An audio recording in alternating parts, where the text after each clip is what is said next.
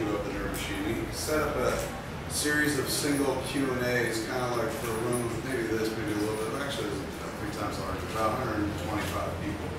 And you could kind of pay $20 to see people do Q&As. And I think we're still doing it. Like Cast of Firefly was going to do one, and Being Used did one. They were really intimate kind of Q&As that were like, you know, it's tough to get into Hall H and stuff like that.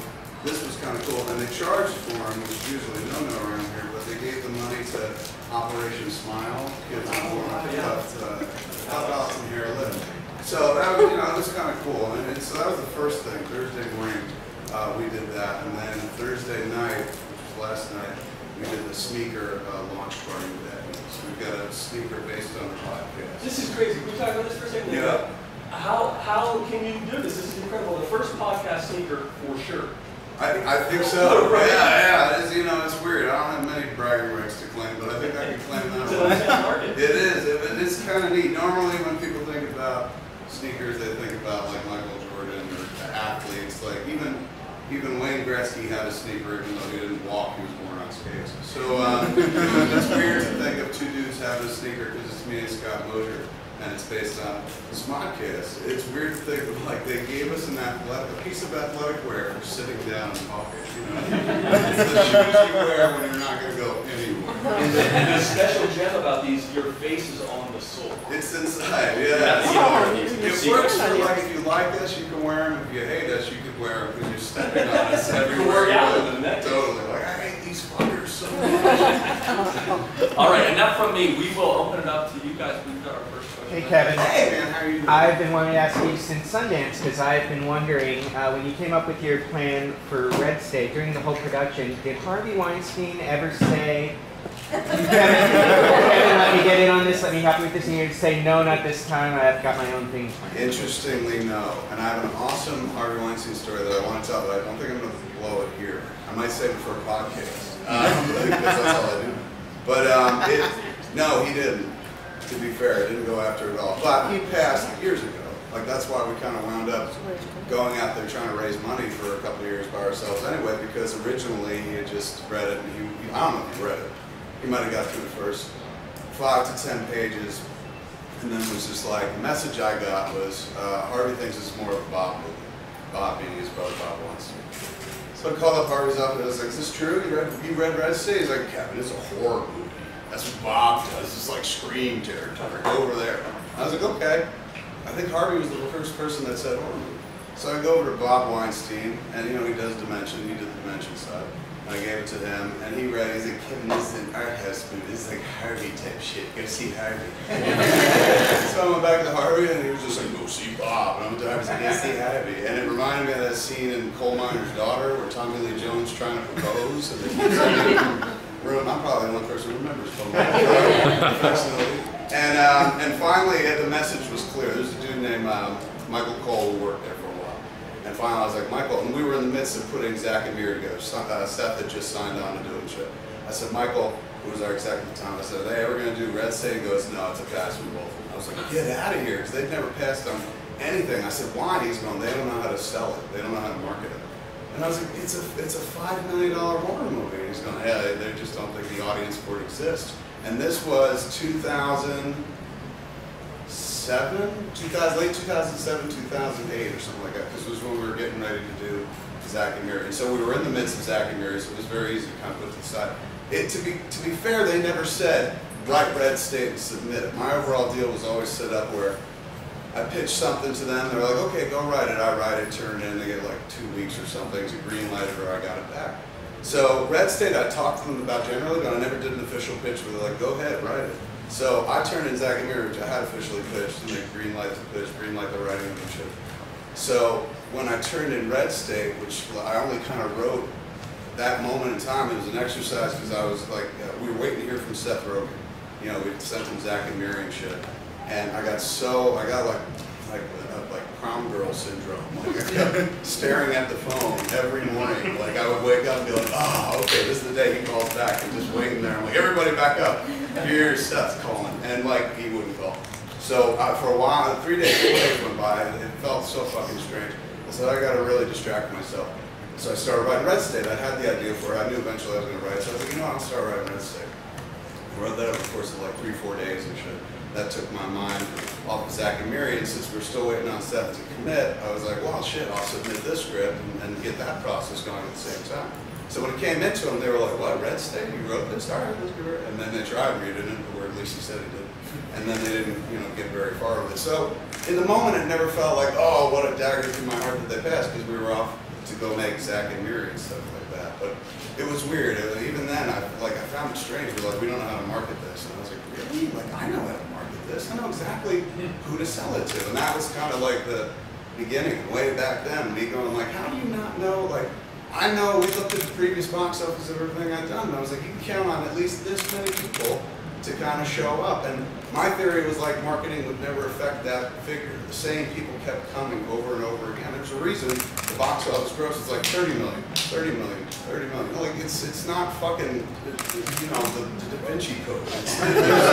That many people are going. And it didn't matter what kind of marketing they'd throw at them and shit. Same Views Universe fans were going, and that was it. So my philosophy was if that many people were going for the movies that I made in this universe that people were accustomed to and shit like that, by the time I got to Jay and Silent Bob Strike Back, and then we did Clerks 2, it kind of felt like it was a very large universe, but at the same time, it felt like if we gave them something completely new and different, I was known for comedy, if I turned around and whipped something like a horror movie at them, they'd still show up, because they'd gone to see everything else, but they might even show up a little more, because they're like, well, I'd be fucked up, the Clerks guy making a fucking horror movie, let's look.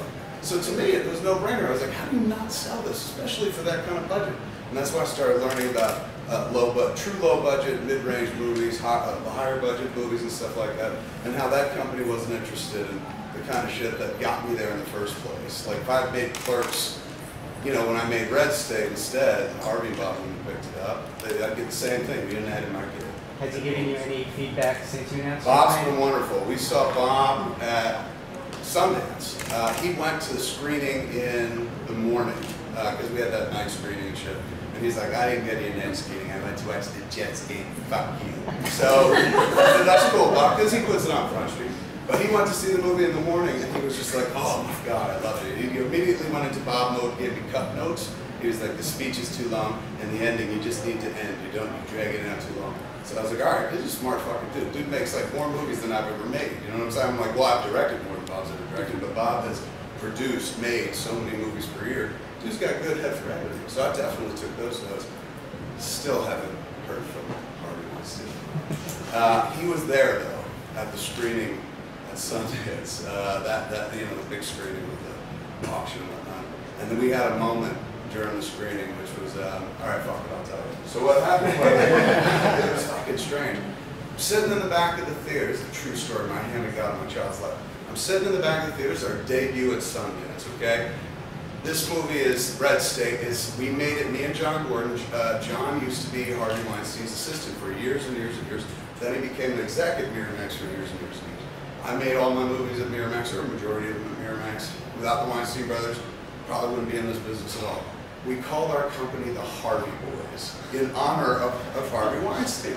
We thought like, oh my God, this is gonna be like Christmas when this fat motherfucker sits down to watch this movie. He's gonna be like, what a gift! Like they love me, and like he's up on stage talking about how influential I am. And he's like, oh, and the movie's everything that we used to do. We thought he'd like really be moved by it and shit, and he'd come out and be like, good job, boys, you've grown up and done well. So that's what you always kind of feel in your head and heart. Even no matter how old, I'm 40 years old, I'm still hoping for that moment. So we invited John, John and me invited Harvey and Bob to the screening. Bob stayed to watch the Jets game. Harvey made a lot of stink. Harvey first called up Cooper, the head of Sundance programming and whatnot, and said, what can we do about moving this Red State screening? And he's like, what are you talking about? He's like, well, the Jets game, I got a party going on. And Cooper's like, Harvey, we're not moving Red State because you can't make it because you're having a party. Choose one or the other. He's like, oh, click. So he asked for it to be moved, and then finally called up John. He was like, why am I going to this? Is this important? I got a huge party up here.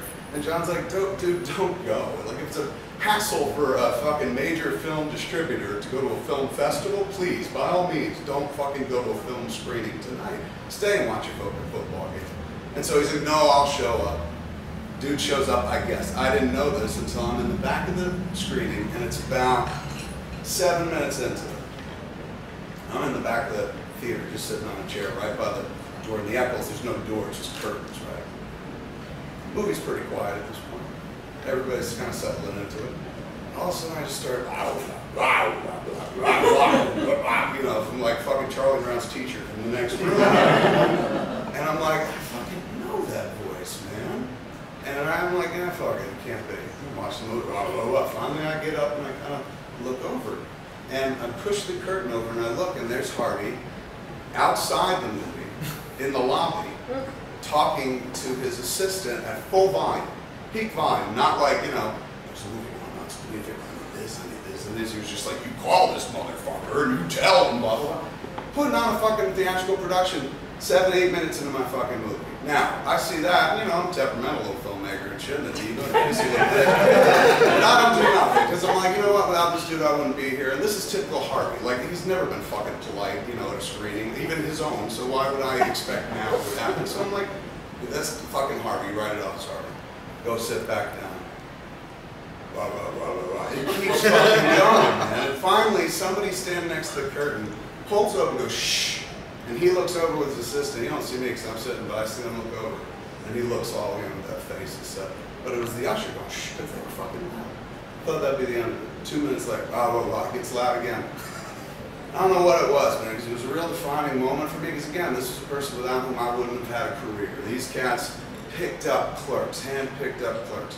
And I made all my early movies with them, and everything I got in this life, I got because of the Weinstein brothers. But as in every fucking tale of fathers and sons, there comes a moment where you step and break. And today I'm a man, that kind of bullshit. I never did it in my own house because I was such a pussy. But I figured I could do it with this person I wasn't really related to, especially in this instance where we'd made the movie without him. And here he was, being loud and obnoxious, during our debut screening at Sundance, in earshot of me and everybody in that back half of the auditorium. So I'm like, what do I do? What do I do? And I said, fuck it, I do it. And I get up and I swear to you, may God strike me dead if this didn't happen. I pull the curtain over, I go, hey! And he looks over and I go, shut the fuck up! And he goes like this. And I said, yeah, shut the fuck up. I would never do this to you. I would never come to one of your screenings and act like an asshole. Shut the fuck up! And he looked like he was gonna fucking come over and punch me, and I closed the curtain and said, I was terrified. I was sitting there going, because it was a huge fucking moment, but I was like, here comes repercussions, the other shoe was going to drop.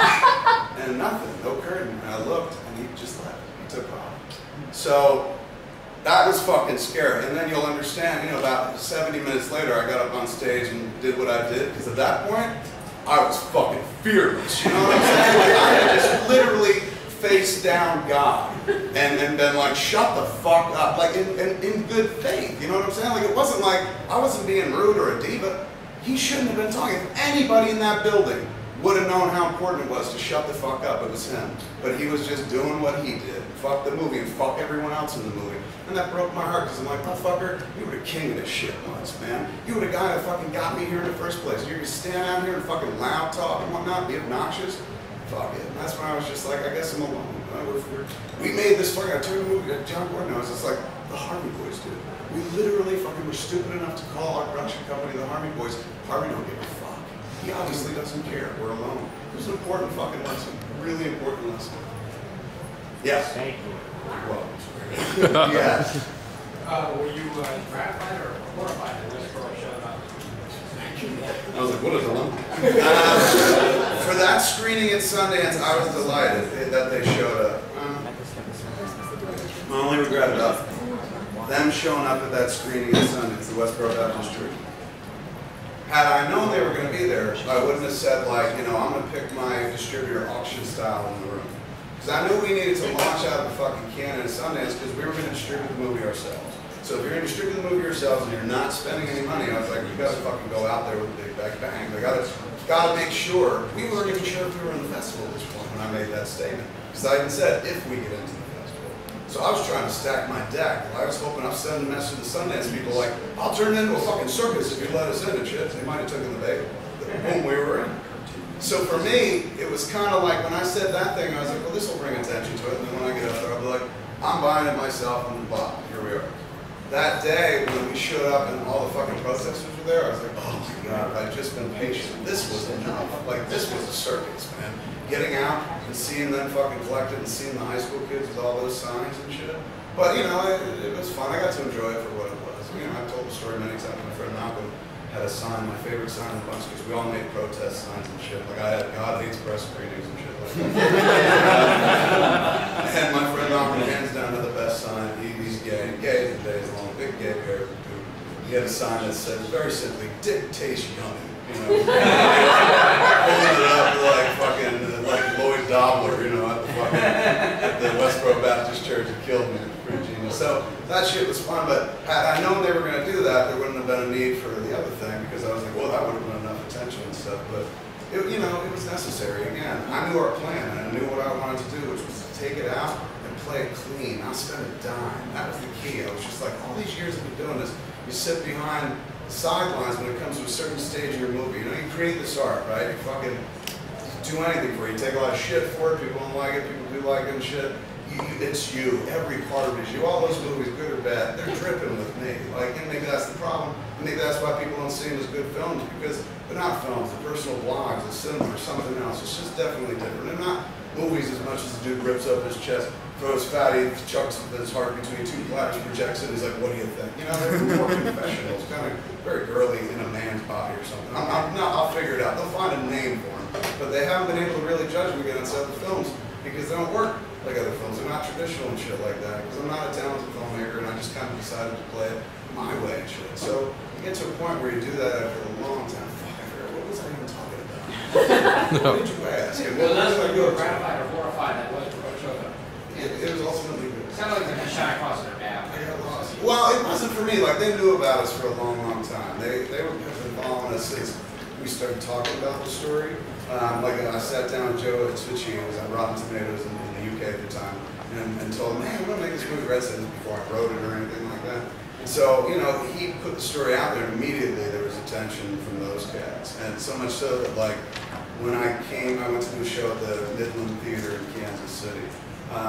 They said they were going to come pick me. It was like 2.5, 3 years ago. They announced, they put out one of those press releases where they were like, "God hates," what they call him, "God hates fag enabler Kevin Smith."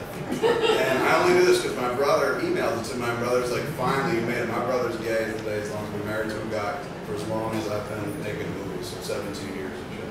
So he was just like, "You made it." He sent me this thing. And it, you know, it was a PDF of their protest sheet, and then coming, and you know, it's like, "God hates fag neighbor Kevin Smith," and then a paragraph about how horrible I am, the filth that comes out of my mouth, and how I'll burn, and all that shit. Biblical quotes they're slinging at you. So I was like, "This is horrible." He goes, "No, dude, this is awesome. They called you a fag enabler. That means you're a pimp. You can get gay people laid. That's a good thing." I was like, right on. He was putting the positive spin on it. My brother, he loved me. So that was the first time they kind of noticed us. And again, the movie wasn't a reality. It was still conceptual. Nobody had read a script or anything like that. But, you know, I guess at that point they were like, "Well, you're going to poke at us. Fuck it, we'll start poking at him." So they showed up to protest, and I didn't know what that was going to be like. Like, when my brother sent me that PDF, my mom was supposed to go to that show in Kansas City. She would jump on my bus with me and go to the show and, you know, see me do it there. And so I told her, I was like, "I don't know what this protest is going to be like. Honestly, like, I don't want you there because who knows what these fucking crackpots are like." So I left her in Jersey. When I got there, she totally couldn't come because it was like 4 people, and they hold 2 signs apiece, so it looks like more people. And the signs are really big, so it kind of looks imposing. But when you just kind of like Superman it down to its bare essentials, the X-ray, if you will, there's 4 people, and then, you know, they're not that imposing, and they're all smiling. They seem to enjoy it maybe a little too much. And so, you know, I learned to play along thanks to the good folks at San Diego Comic-Con. I don't know if it was last year or the year before. The Westboro cats came down, and, you know, a bunch of fucking people counter-protested. You know, a dude dressed as Bender was holding the sign and shit like that. And so I saw that as fucking genius. And so when we were doing our road tour screenings and shit, and even before that up at Sundance, when they announced that they were going to protest us in yet another press release, the second one to my name, again going, well, they call all the Sundance fag enablers this time. This time I was just the pervert getting so they downgraded. So I said to everybody, "Hey man, if you're going to be in town, come counter-protest. Anybody can write horse shit on a sign. Come fucking stand across from these people and hold up Dopey sign." And so people showed up for the Sundance things. Anytime on the road, at Westboro Baptist Church throughout to come or flat out showed up, we were like, "Come in with your best protest gear and sign, and we'll let you in for free." So people at the Midland, man, they showed up at Westboro Baptist Church, not too far away, 50 miles from Kansas Kansas City, I guess, is where they are. So they took the ride in with everybody in the family. Because I've been on some radio show out there and I offered tickets. What's her face? Megan. Megan fucking Phelps. She was my Twitter pal for a little while. I think she liked me, but she would always bug me on Twitter and shit. And she would tell me I would go to hell and filthy and blah, blah. And I'd always tell her, oh, Megan, my fucking wife says we could totally have a freeway if it was safe. And she hated that, and I love seeing her get all mad. You're a filthy pig. I was like, I know what we love. I was phoning in on some radio show. She called in at the same time, and she was like, we're going to pick at your show in Kansas City. And I was like, awesome, you guys are like my marketing partners. And I said, if you're going to be there outside protesting, why don't you come see the movie? Since you're going to be there, I'll give you guys tickets. You can come watch it and then come review it afterwards on stage during a Q&A. And she was like, they love that kind of shit because that gives them a chance to stand anywhere in front of a crowd and be like, you're all going to burn, and here's why, and just sing some Bible quotes at me. So she was like, okay, how many tickets we got? How many do you need? She was like, 6. I was like, yeah, we rock you with 6 tickets, 6 tickets.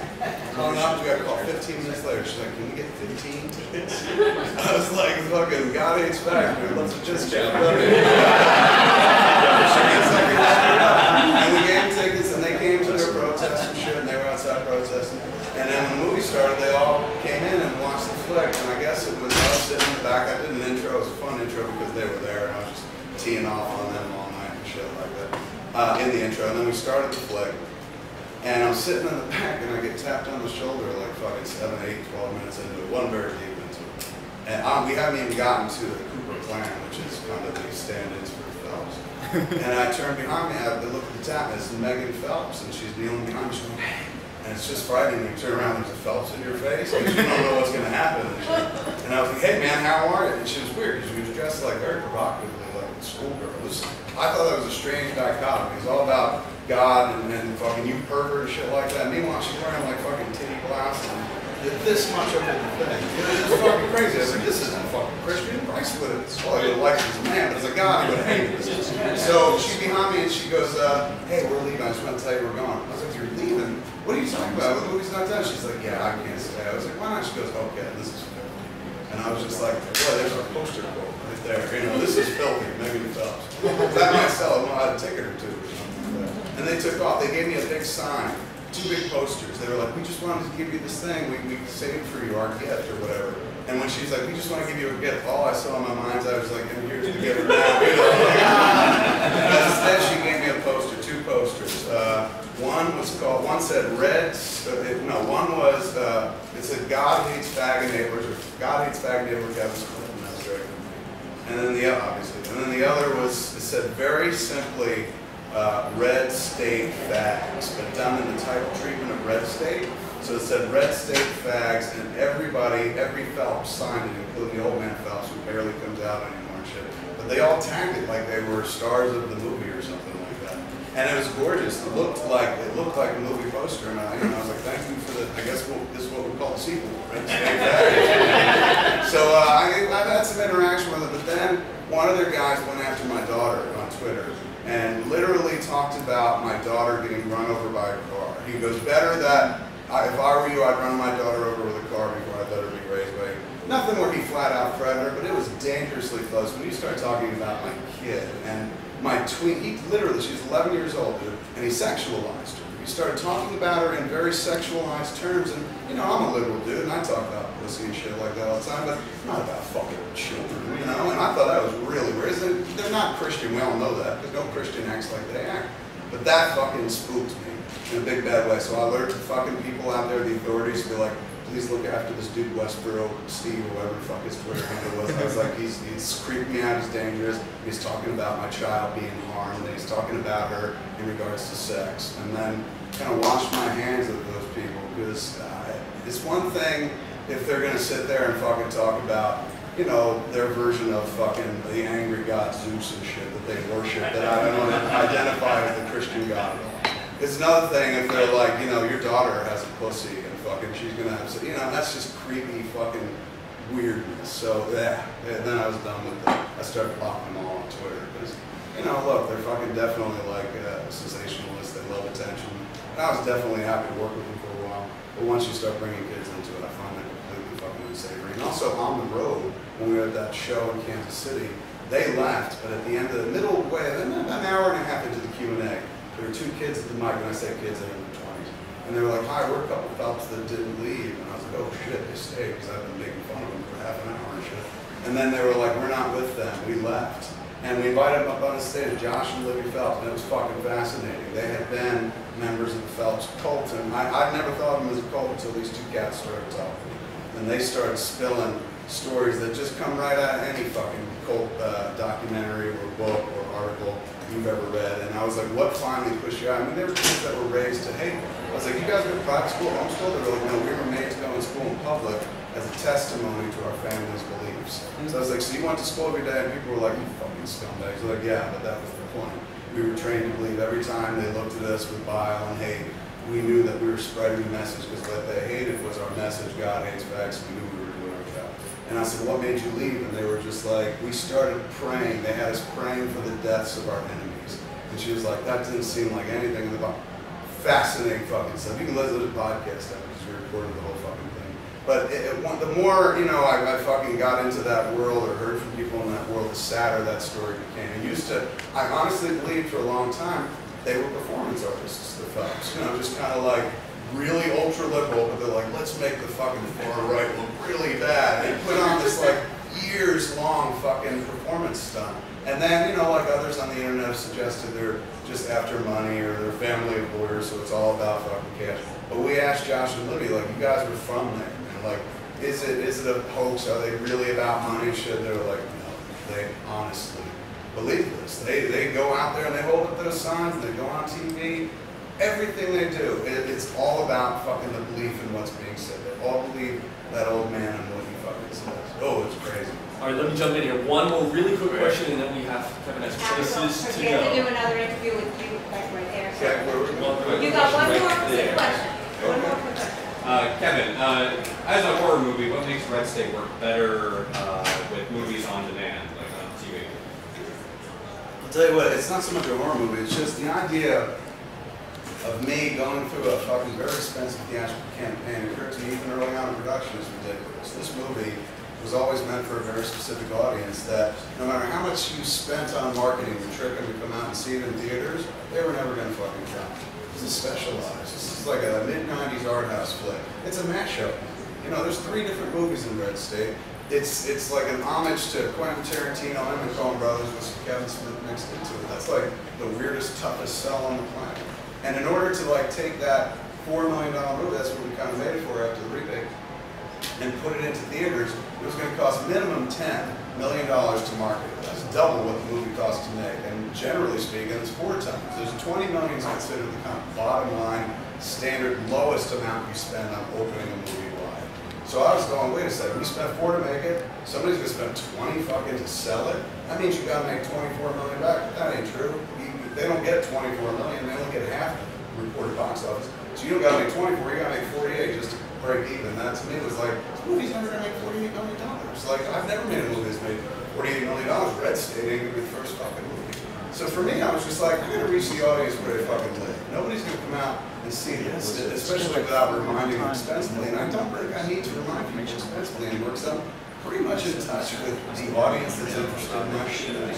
Now, I'm not one of these people who's always interested in capturing more. If there are more people come along and they like what we do, by all means join the party. But I don't go out there and try to recruit it. And I don't do it. I'm not like a Catholic anymore. I'm more like the Jews. You know what I'm saying? Catholics are always trying to recruit and shit, and the Jews are